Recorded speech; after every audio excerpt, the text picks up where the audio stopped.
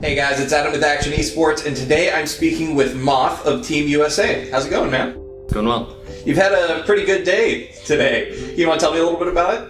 Yeah, I mean, we're still kind of just having fun. We're saving strategy for Canada, so I'm not taking it very seriously yet. All right, fair enough. So, first of all, how is playing in World Cup compared to Overwatch League in terms of the level of competition?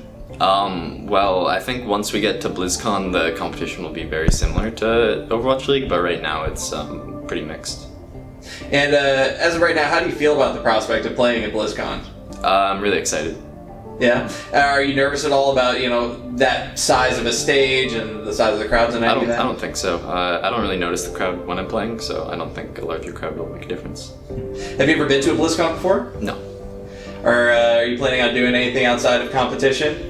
I don't know. I guess I'll see what kind of Overwatch stuff they have there. So obviously Team USA has a bit more hype behind it, being the home team. How does that affect you? I mean, the crowd being very supportive is always really nice. You can hear them chanting, so that's good. Does that kind of, the patriotism of it, does that have a different kind of effect than the normal, team fans that you had in Overwatch League? I guess it feels like we're always the home team, sort of, so that's really nice. Right on.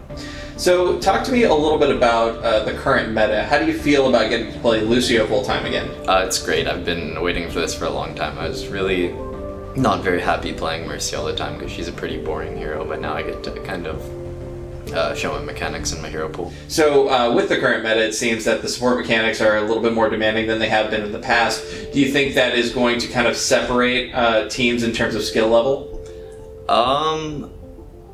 Maybe. I think so. I think the meta will return more to dive style, and I think dive requires a lot more coordination.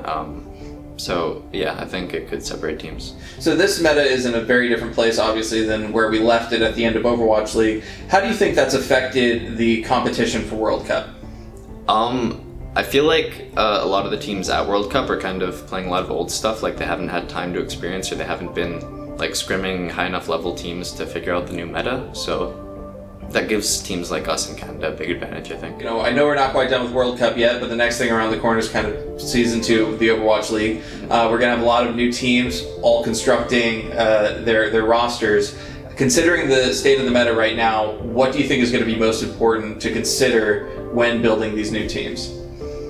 What I think is the most important to consider? So, obviously at the beginning of Season 1, everybody had to have a tracer specialist because of the state of the meta. How do you think this meta is going to affect how teams are constructed? I think because the meta has shifted so drastically so quickly, it'll make teams consider adding people who have very flexible hero pools to their roster. Are there any players this weekend who really impressed you, and why?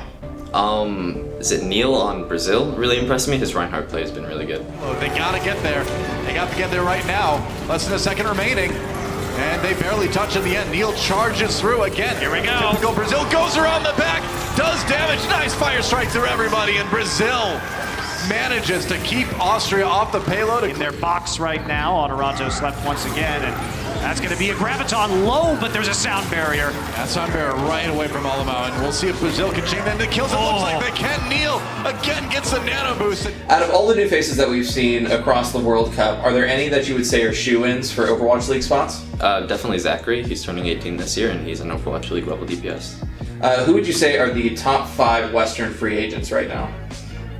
The first 5 that come to mind are Zachary, Elk, McGravy, Crimzo, and then I think Nero's turning 18 next year, and he's a really good flex DPS. Given all the new talent that's coming up and based on what we've seen this weekend, what do you think the landscape of Season 2 is going to look like? Do you think it's going to be a pretty similar split in skill level, or do you think it's going to be very, very close? No, I think next year there's not enough players and coaches to go around to fill out the expansion team, so I think there will be a lot more lower level teams next year.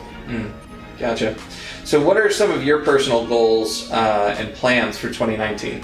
I'd definitely like to win some stage playoffs and hopefully go to playoffs and grand finals next year. Excellent. So near the end of Season 1, San Francisco obviously started to hit their stride. Unfortunately, a little too late for Season 1, but going into Season 2, what is your confidence level at, and where do you think you guys are going to land? We're all very confident for next year. We've got all of our pieces in place. Our coaching staff's great. All of our players are there, so we're going to do very well, I think. Excellent. Moth, thank you so much for your time, man. I really appreciate it. Hey guys, this is Adam from Akshon Esports. Thank you so much for watching. If you enjoyed this video, please like, comment, and subscribe. And for future Overwatch League content, including interviews, highlights, and more, check out AkshonEsports.com.